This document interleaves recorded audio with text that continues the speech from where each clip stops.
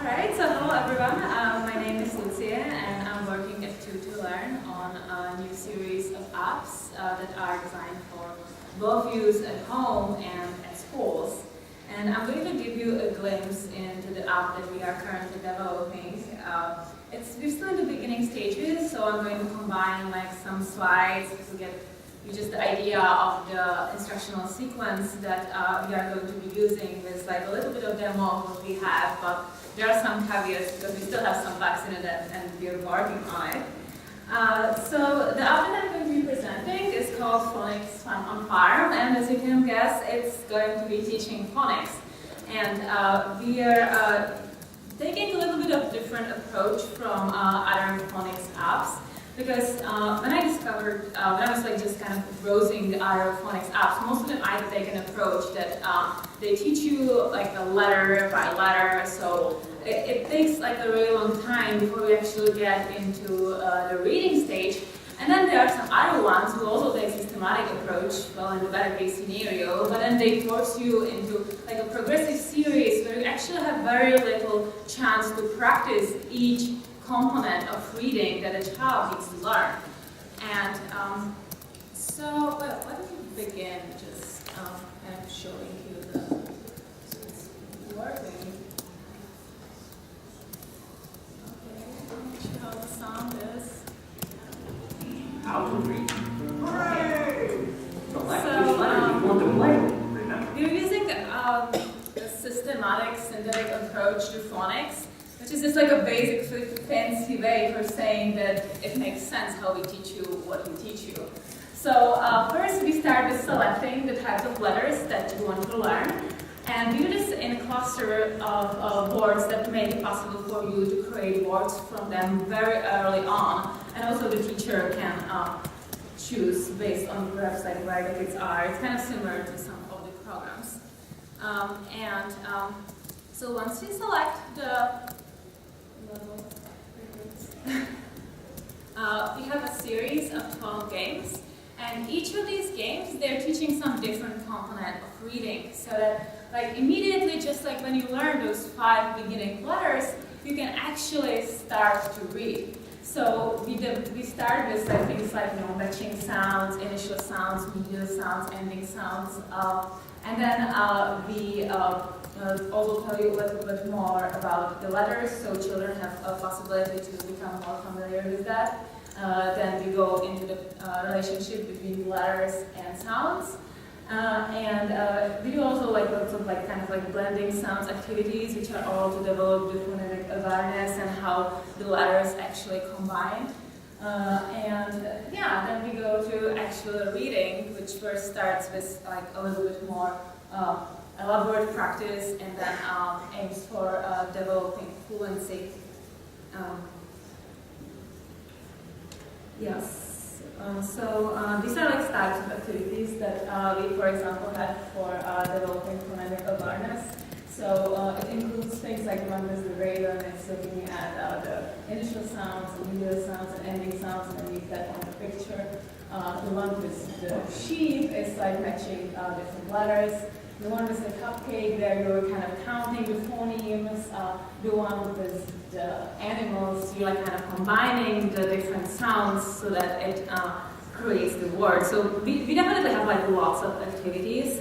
We also have activities for children to learn the shape of the sounds and of the letters, and the uppercase letters and lowercase letters. That's a lot of that, and then also combining the relationship between the letters and sounds, and then we eventually get to the reading.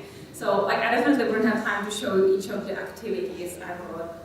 We also do spelling and sight words, all in a systematic manner. All of the words that are practiced are basically all the words that you can create and that are kind of simple, CVC words, etc. that children actually can learn at a development level.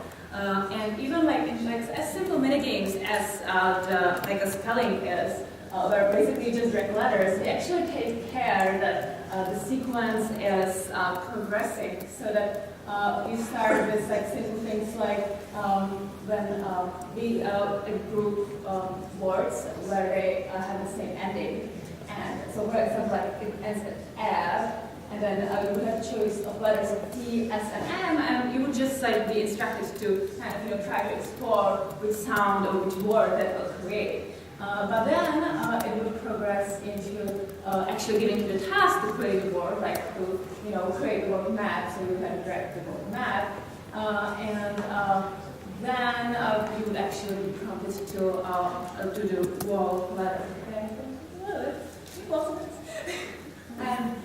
And yeah, and so eventually you are prompted to create the wall word. And they give you more extra letters to make it a little bit more complicated in the later stages. And it's very like the first step is very exciting because it also teaches also about phonemic awareness, like when you practice substitution of the letters. Actually, I didn't take time to show the demo. I don't know how much time I have. Yeah. Show something real quick. Well, I can show the sheet. That's very simple. Okay, I'll show that. Okay. Great. This is the last demo, so it's part of the last demo. A little extra. And now it doesn't work sound. You can match the sound of the sheep with the bar.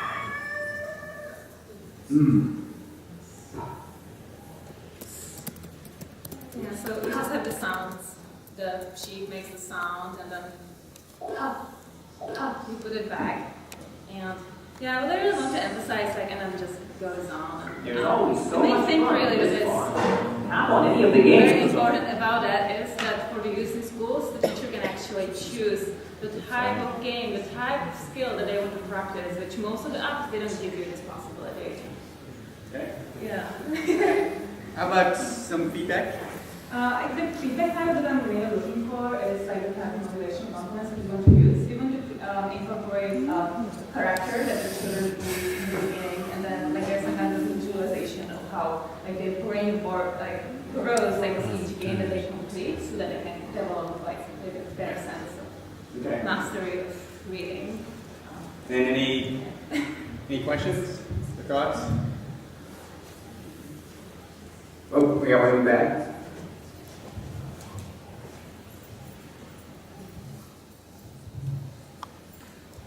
Just really quickly, in one of the last images you showed, you had 3 different barns, but on top of the barn with M, you had a rooster, I think, and then S was a chicken. So are you worried about the interplay of the different sounds Yeah, the actually- image that you have in the barn and the letter, or? Yeah, actually that's not going to be there. We have it only at the beginning, but then like as you go into the game and when they actually start like listening to the sounds, it's not there. So it's only at the beginning, and we're actually kind of thinking of whether to include that. So that's probably not going to be in the final output. Okay. And would you like some lasers? Yeah. Yeah? Yeah, you can talk about like the progression in the traits, like the learning progressions that we're incorporating. You want to scale 1 to 10? Or just a measure? How do you see the utility of this type of instruction? Okay, so we're going to rate the instructional sequence from 1 to 10. How well do you see that? You take the lasers out. We're going to rate the instructional sequence, the effectiveness of the way that happens. Alright, we got cluster right in the center, Scott Trailer. I agree. Thank